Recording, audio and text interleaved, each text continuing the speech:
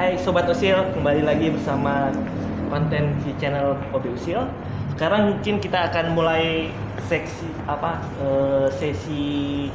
ngobrol asik, di mana saat ini kita sesi ya, oke.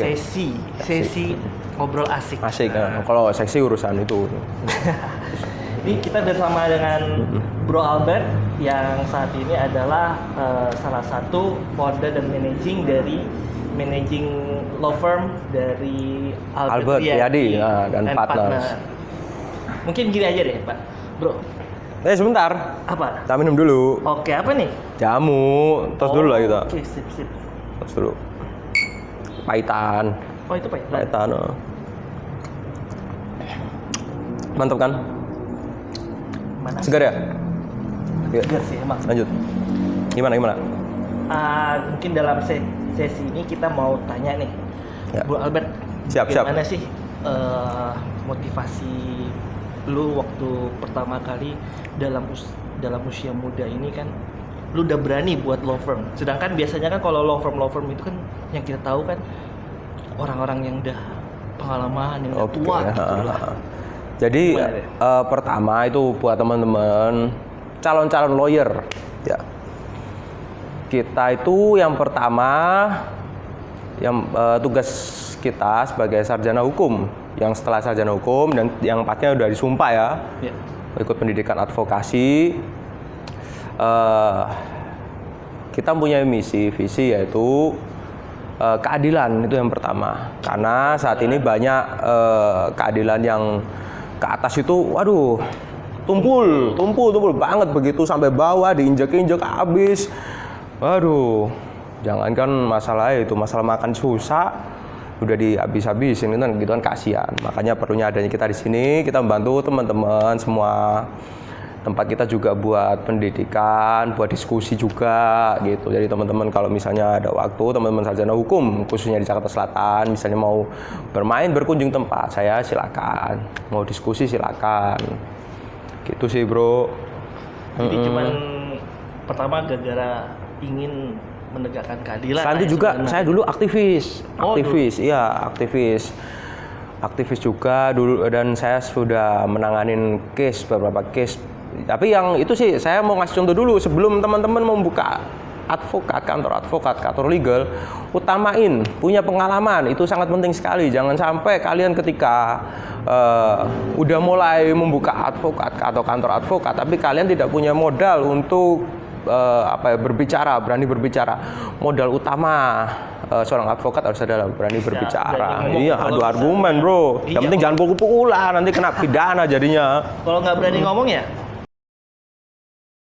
Iya, pas betul. Di pengadilan kita nggak bisa membela klien kita malahan. Betul sekali. Terus saya juga sebagai advokat muda itu juga jangan dilihat dari mudanya lah. Kita ini sama-sama belajar juga, dan saya juga disupport sama senior saya juga. Senior saya yang gitulah. Terus yang biasa banyak cincinnya itu loh, yang biasa. Tahulah kan. Terus habis itu ada organisasi yang sangat support banget dengan saya. Juga kita punya LBH juga, tapi di bawah naungan organisasi saya gitu. Jadi ya kita bisa diskusi atau mau informasi apapun ya kita bisa sambil belajar lah gitu bro. Gini bro, biasanya kalau kasus itu biasanya lu cari atau orang datang sendiri nih? Atau perlu cari teman-teman lu ada kasus apa atau emang kesadaran orang sendiri yang mau datang sih? Yang pertama, lu harus tingkatin kredibilitas ya. Oke, kredibilitas. Lu harus bagus, servis orang ya kan, servis orang apa yang positif gitu, servis ya kan. Otomatis dengan sendirinya klien akan datang ke lu. Okay. Karena udah nyaman, sangat nyaman sekali, udah trust. Jangan sampai kita hanya uang receh sekian, kita mengecewakan klien, ya selanjutnya ya susah juga.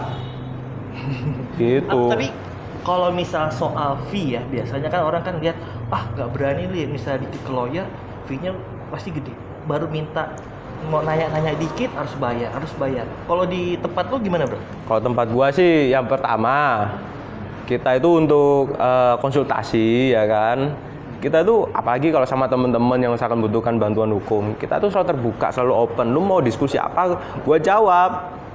Kalau misalnya gua nggak bisa jawab, ada partner gua, rekan-rekan gua yang profesional banget itu bisa jawab. Terus masalah biaya, kalian nggak perlu takut ya kan, karena seyogyanya law firm itu didirikan untuk membantu orang-orang yang pertama kesulitan mencari keadilan.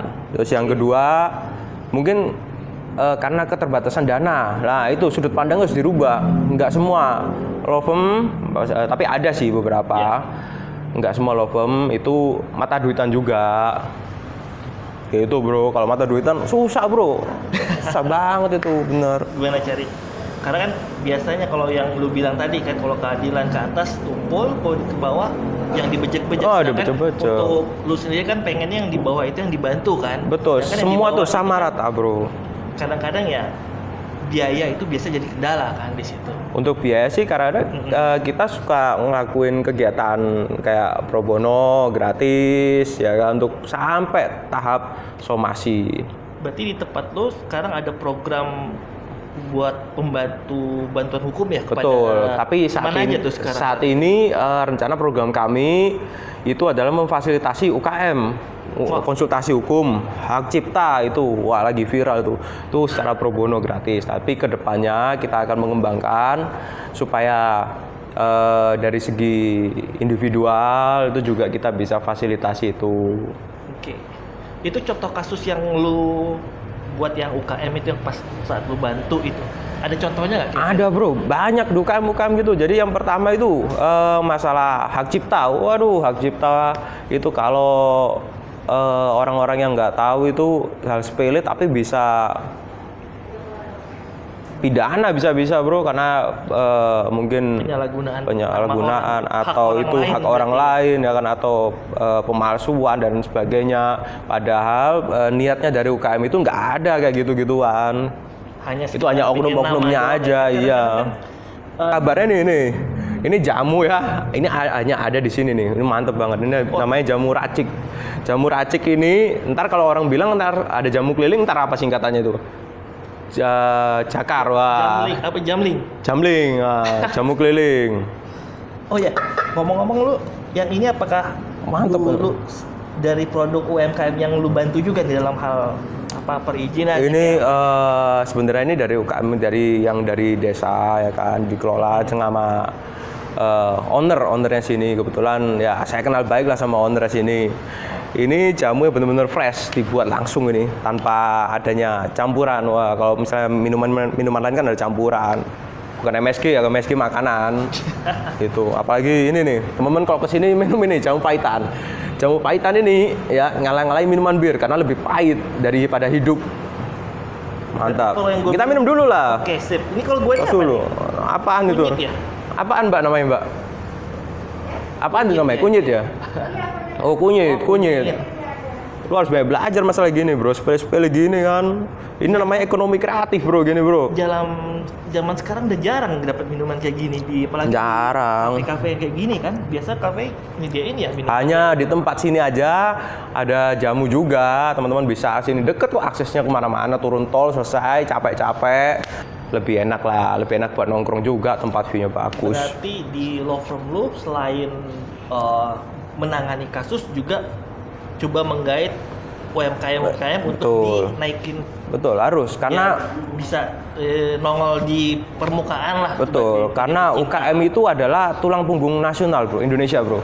Tanpa adanya UKM, bro, aduh, Indonesia ini mau jadi apa, bro? Makanya itu dari sana saya memperjuangin UKM harus tetap naik, harus tetap berkembang. Dari harus sepele, mereka bisa menghidupin keluarganya mereka. Iya benar sih, kalau misalnya dari bawah sudah mulai bisa mandiri, pasti ke atasnya mereka juga pasti Betul. roda ekonomi akan berputar lebih cepat lah.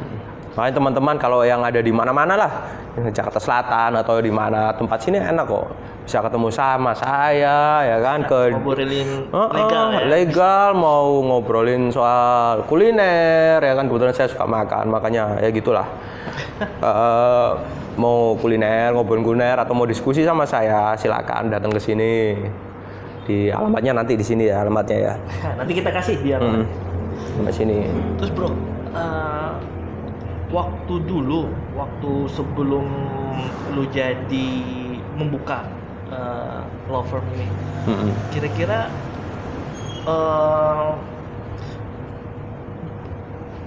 potensi apa sih kira-kira yang bisa lu dapat dari law firm ini sih?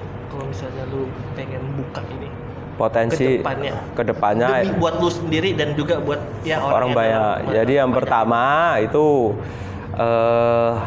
banyak ya kan, anak-anak magang gitu. Terus habis itu ada lawyer tapi nggak ada office. Mungkin bisa bantu-bantu kita di sini, nambah-nambah teman, terus habis itu nambah-nambah ilmu. Karena kalau saya sendiri sambil diskusi ya biar betul. lebih matang dalam hal penyampaian nanti pada saat penanganan kasus ya. Betul, karena saya sendiri pun masih belajar banyak, belum tentu juga umur gue yang masih muda gini, masih ya 20 lah. Terus 20 ini udah terlalu, masih ada langit di atas langit. Karena saya perlu banyak belajar. Mungkin teman-teman yang di rumah atau yang lagi lihat YouTube ini, misalnya ada apa, mau diskusi apa, atau apa yang perlu saya evaluasi, bisa ke sini, bisa main ke sini, berkunjung ke sini gitu. Lo terakhir nih sebelum kita tutup, ada quote gak buat pemeriksa audio visual kita sekarang? Quote yang pertama, Apa ya? kalau mau jadi pengacara sukses, memperdalamilah ilmu-ilmu hukum, tetap santun, bijak, karena advokat adalah setara, sejajar dengan penegak hukum lainnya. Jadi jangan disalahgunakan jabatan itu, gitu. Berarti sebenarnya sih secara umum pengacara-pengacara itu nggak akan pernah saling berantem ya. Nggak pernah, kita tuh saling sayang. Waduh. Dalam berperkara baru mereka berargumen. Tapi setelah itu kita ya teman lah, karena ada kode etik pengacara itu harus kita jaga itu. Dan ya gitu lah, kita harus saling menghormati. Itu banyak pengacara-pengacara yang top-top itu. Wah, itu senior saya itu. Apapun pengacara lah, senior saya lah. Yang penting bisa ngejamu bareng. Lihat nih bro, dia baru satu ini. Satu, kalau biasanya banyak berarti udah mulai senior. Udah senior, ini baru tahap 1. Kalau udah banyak, sampai kaki, waduh, mengerikan itu beneran. Gitu bro. Gimana? Enak, mantap. Mantap, segar. Mantap ya, segar ya. Walau awalnya tuh agak sedikit aneh kan, karena Aneh, jarang ini, cuman lama-lama dirasain emang Indonesian banget. Wah iya benar. Jadi kita harus sayangi produk Indonesia ya. Oke, sip. Oke, guys. Cukup sampai sini dulu. Siap. Jangan lupa jaga protokol kesehatan ya. Benar. Hati-hati. Dengan Covid. minum jamu juga kita menjaga. Oh iya imunitas. benar. Ini Covid lewat. Salam kopi racik. Ayo, dadah, bye.